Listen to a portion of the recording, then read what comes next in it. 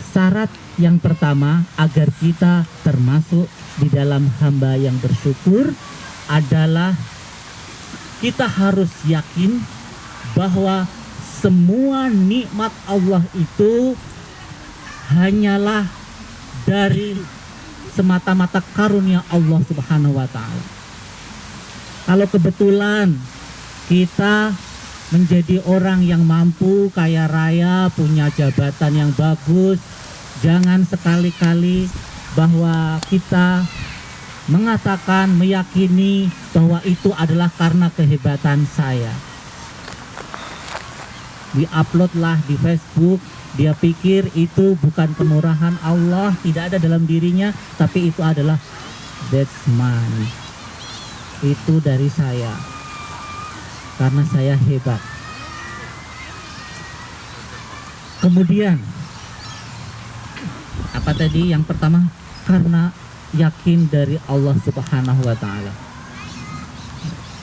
Jadi kalau kita menampakkan itu, nikmat itu adalah tetapi dalam kerangka bahwa kita yakin itu semua dari Allah Subhanahu wa taala.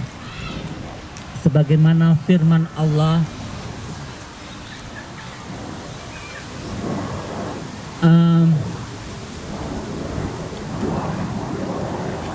lupa, maaf nih jam terbangnya baru pertama nih jadi agak lupa. Fadkuruni azkurkum washkuruni wala takfurun. Ya.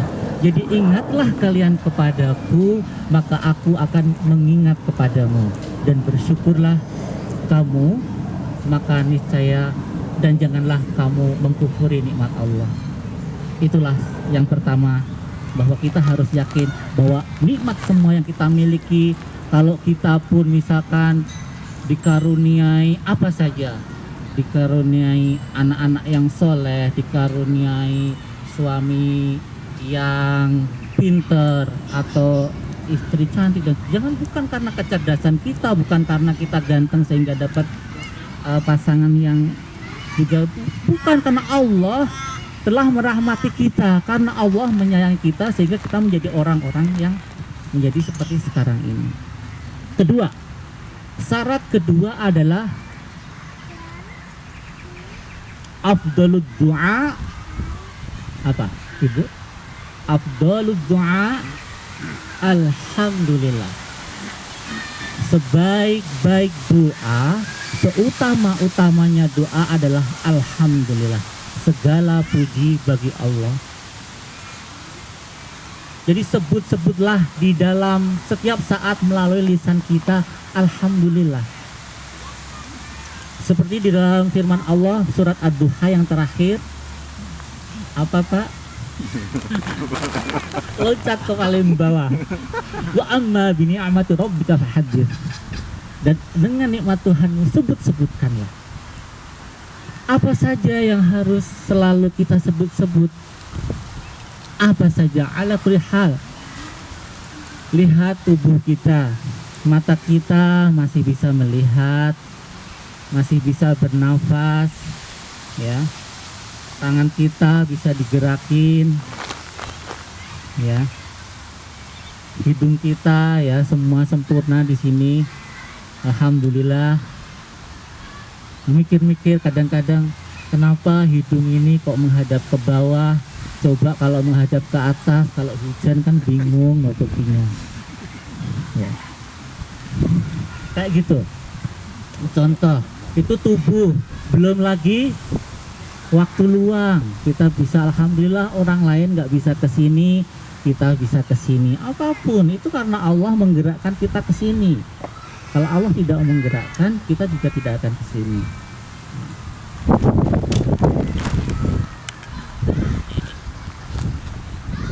Ibu-ibu, bapak-bapak sekalian, kalau kita hitung satu persatu, ya, kita masih punya kerjaan, kita masih punya mobil, masih dapat rumah dan seterusnya. Wa in ta'uddu ni'matallahi la tuhsuha. Apabila kita menghitung-hitung nikmat Allah, coba hitung, nggak akan habis-habis itu, nggak bisa ngitungnya. Ada satu nikmat yang orang sering lupa, ya, nikmat terbaik, nikmat terbesar adalah nikmat iman, nikmat Islam, nikmat ihsan. Nikmat iman. Iman adalah keyakinan di dalam hati yang dinyatakan dengan lisan dan dilakukan dengan perbuatan. Kita masih meyakini adanya Allah, Rasul, kitabnya, hari akhir, takdir baik dan buruk, malaikat-malaikatnya dan sebagainya. Kita masih punya agama Islam. Kita mampu berserah diri kepada Allah, melaksanakan puasa, sholat, zakat, haji. Dan atas buah dari iman dan Islam ini kita menjadi ihsan. Ma huwal ihsan? Ihsan itu apa? Al ihsan an ta'budallaha ka'annaka tarahu fa illam takun tarahu fa innahu yaraka. Ihsan itu adalah kebaikan.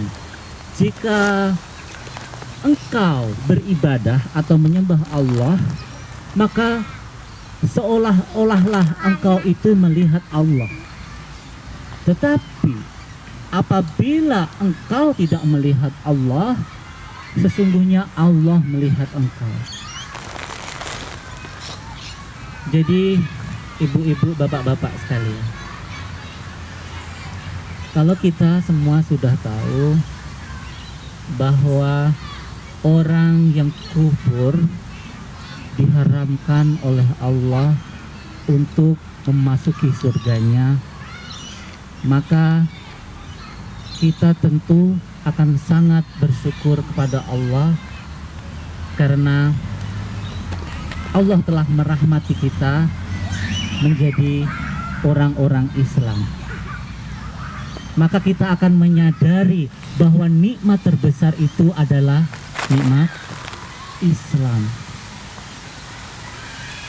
Rasulullah Shallallahu Alaihi Wasallam pernah berdoa, Ya Allah yang maha menetapkan hati, tetapkanlah aku di dalam agamamu Islam. Dan Nabi Muhammad juga sudah memperingatkan di dalam hadisnya bahwa di akhir zaman nanti ada suatu fitnah, yaitu orang di siang harinya Islam, sore harinya dia sudah menjadi kafir, malam harinya kafir, paginya sudah beriman.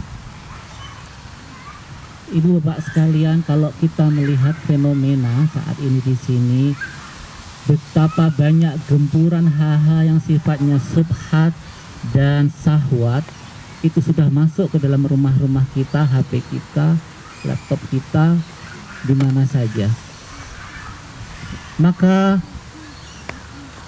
jika Allah tidak mencintai kita, mungkin saja, mudah saja kita akan menjadi berubah menjadi bukan orang Islam. Tetapi karena rahmat Allah lah kita menjadi orang Islam. Dan jika Allah mencintai hambanya, maka dia akan diwafatkan di dalam Islam. Ibu-ibu, bapak-bapak sekalian, apapun kondisinya, orang yang diwafatkan oleh Allah dalam agama Islam itu masih jauh lebih baik daripada orang yang mati di dalam kekafiran. Para salafus solehin, pendahulu-pendahulu kita di dalam doanya, Ya Allah, aku mencintaimu, tapi aku masih sering bermaksiat kepadamu. Amr bin As pun pada saat menjelang wafat berkata, Ya Allah, aku adalah orang yang banyak dosanya, maka ampunilah aku. Aku orang yang tidak kuat dalam beribadah, Ya Allah, tetapi berilah aku pertolongan. Ibu bapak sekalian, kita bagaimana agar yakin bahwa kita tetap berada di jalan Allah, berada di dalam agama Islam. Cirinya Bapak Ibu sekalian, tandanya bahwa kita masih berada di jalur agama Islam apabila kita merasa bergembira pada saat kita beribadah, pada saat kita menjalankan ketaatan kepada Allah, kita merasa gembira. Kita deteksi masing-masing, apakah kita pada saat setelah sholat, setelah menjalankan hal-hal yang diperintahkan Allah, ada rasa gembira itu. Sementara kalau kita lihat sebagian orang untuk melihat hal-hal yang makruh dan subhat saja mereka gembira. Melihat keramaian, ya, Australian Day apa seperti itu sudah gembira. Tapi bagaimana pada saat kita sholat?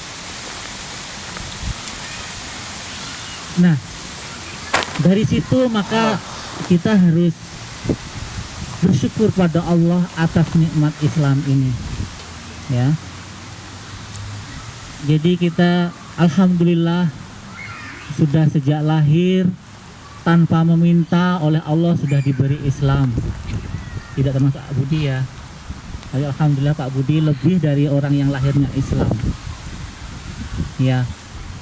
Kalau saja Allah, kita tidak pernah meminta sebagai orang Islam tapi Allah memberi.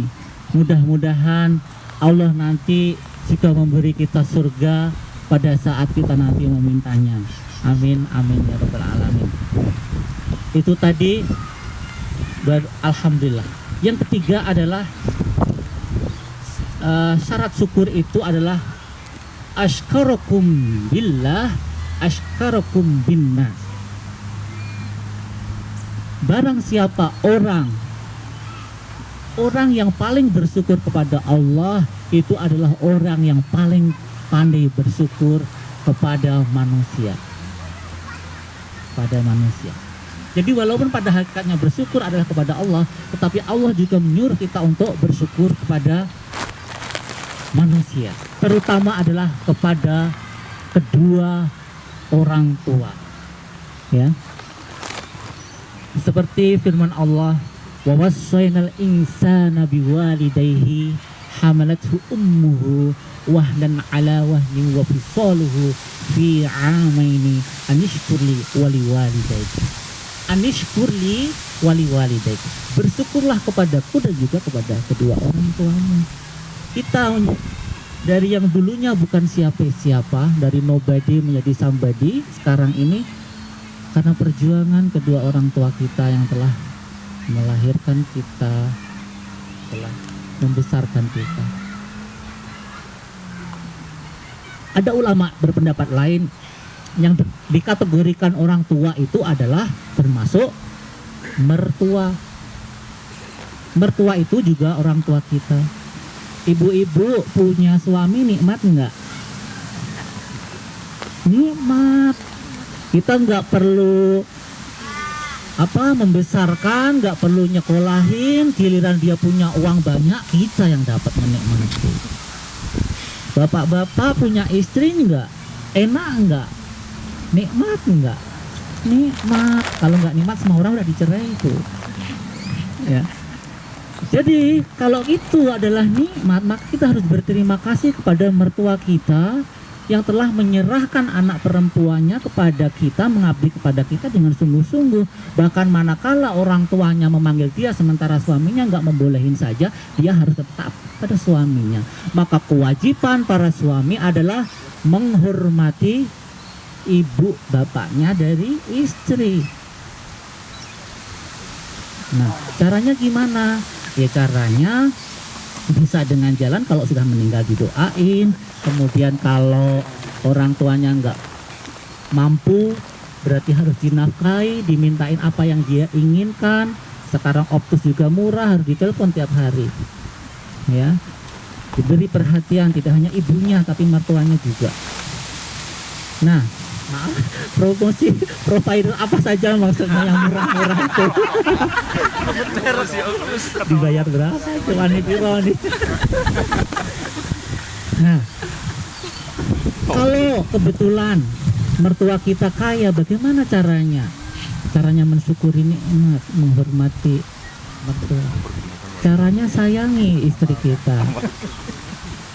Ya, kalau kita cintai istri kita, tidak kita perhatikan, kita nafkahi dengan baik, ya, tentunya mereka akan bangga mertua kita. Nafkah, Pak, bukan hanya nafkah lahir, termasuk nafkah batin. Jangan sibuk cari uang. Oke, makasih.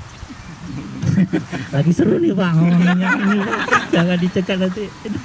Oke, ya. Jangan dianggurin, katanya sunat Jumat, bukan Jumat saja, makin sering makin bagus ibadah. Serius nih Pak, Bu, tagih ya Bu ya. Itu apa tadi, ini berarti asykurkum billah, asykurkum binnas, termasuk kepada orang lain. Yang keempat adalah, waktunya udah habis tapi ya. Oke, lanjut lagi Pak. Yang keempat adalah bahwa nikmat itu harus ditempatkan pada hal-hal yang disukai Allah, ya. Jadi Bapak Ibu sekalian, kalau mendapat proyek baru, kalau dapat jabatan baru, uangnya makin banyak, seharusnya yang tadinya sholat duhanya cuma 2 rakaat jadi 4, yang biasanya sholat malamnya cuma sholat tahajud jadi tambah sholat hajat, sholat tasbih, macam-macam diperbanyak variasinya. Yang tadinya